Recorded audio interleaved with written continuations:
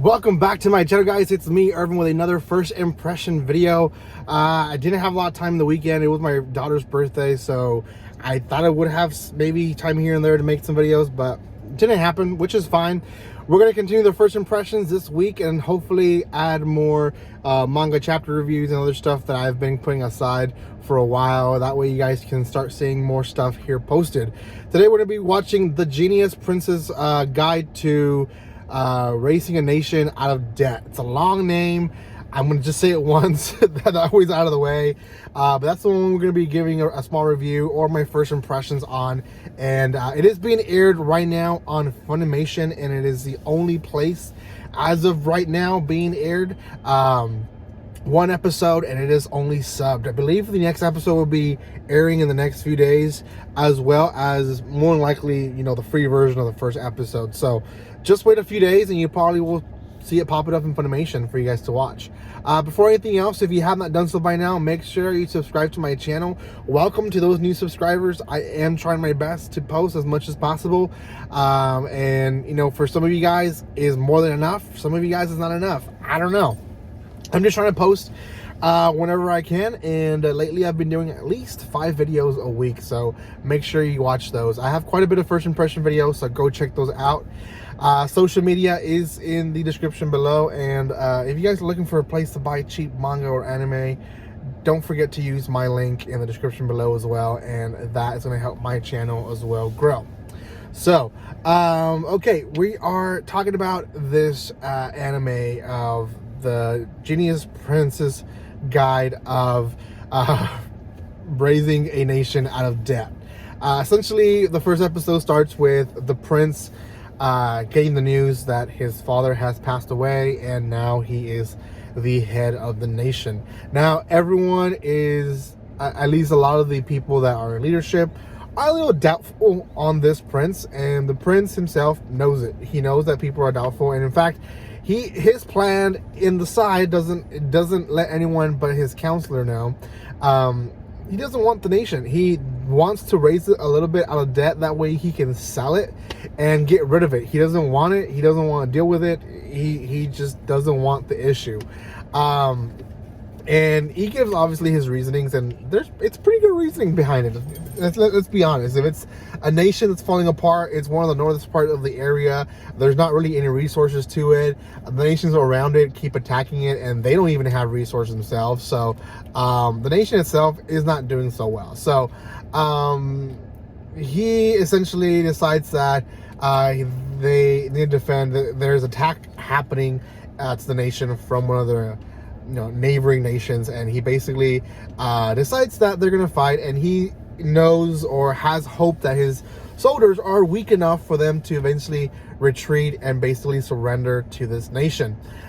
His sister comes and tells them that the soldiers have a little bit different idea. They actually are very motivated, and in fact, they are very proud to have him as a leader, and they want to do their best. They know that they can actually defeat the other nation.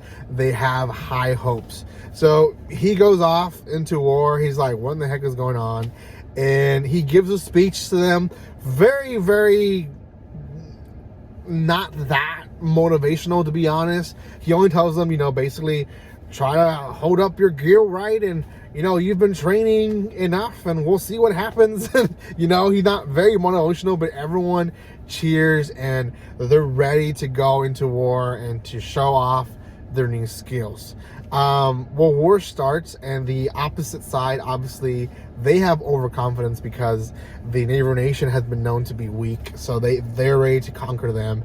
And our protagonist watches his army as they by themselves basically almost trampled the enemy, and one of his commanders comes in and lets them know, like, hey, your changes actually have worked. And he remembers that, yeah, he in fact did some changes in how the people were being trained, and it worked. It actually paid off, and they're actually a lot better than they thought they were. So eventually they do break through the middle, and he runs away, which ends up being a trap, and they kill the opposite leaders with an arrow. I will say this scene was probably one of my most favorite scenes of the entire episode. That's because they kill off his soldiers, and one of our protagonist soldiers is a girl, and I think it's the same girl, it's the counselor. She goes to the leader of the opposite side and says, surrender to us or this will be the end of your life. And he basically insults her and calls her trash and says, I ain't gonna surrender to you. Well, she doesn't take a second in thinking it twice, and she cuts off his head completely off. And yeah, that's what happens at that scene. Very gruesome. They put him in a bag and they hang it up in a pole so everyone can see that the opposite leader's head has been cut off, and he indeed is dead. So the rest of the soldiers are left, retreat, and the generals are happy. They're talking to their new leader and they're happy. We have momentum.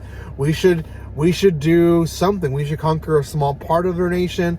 We should do something. He's like, well, in his head, he's like, what should I do for them to just get off the idea? I just want to get rid of this nation.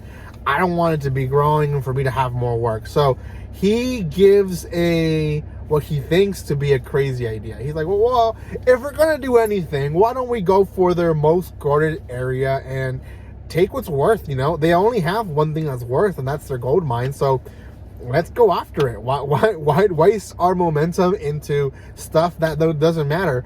And the generals love it. They eat it up, and essentially they go with the plan. And we actually don't see how they conquer it. But at the end of the episode, our protagonist is talking to the counselor. He's like, I really hope that it doesn't pan out how they think and it pans out how I want it to be, because I just don't want this nation in my hands. And at the end of the episode, they're basically talking to each other and they're saying, well, now we have the mine. And that's it. That's the entire episode. It's very comical. I like the gruesome out of it. They didn't skip out on that. They were very also much on the side of keeping it as light as possible when it came to the story and comedy. Obviously, there was some army aspects to it, and there was some fighting, and like I said, that one scene was epic, but they are using a more serious topic into a comedy as well as keeping it serious in parts, and I like that. I don't think it's going to be a top 5 show, but definitely top 10, and I personally would give this one a 7 out of 10. It has potential of being great. I do know the light novels did well. At least I saw them always in stores, and I always saw reviews online for this series itself. Don't know if there's a manga out yet, but I know there's light novels, quite a few volumes out, to be honest. I think there's at least 5 here in the US. So the series itself is somewhat known, so I know people are going to enjoy watching it, at least because they read the book or because it's a good series itself. I will say it probably would be outshined by some other animes that are airing here in this season, which again, you can watch other first impressions here on my channel, but definitely deserves to be at least in the top 10 for the season. So let me know what you guys think. Maybe you guys think the complete opposite of me. I don't know. Let me know in the comment section. Thank you guys so much for watching this. If you have not done so by now, make sure you give some love by commenting, liking, and sharing. Guys, I'll see you guys next time, and like always, don't be strangers. See you guys.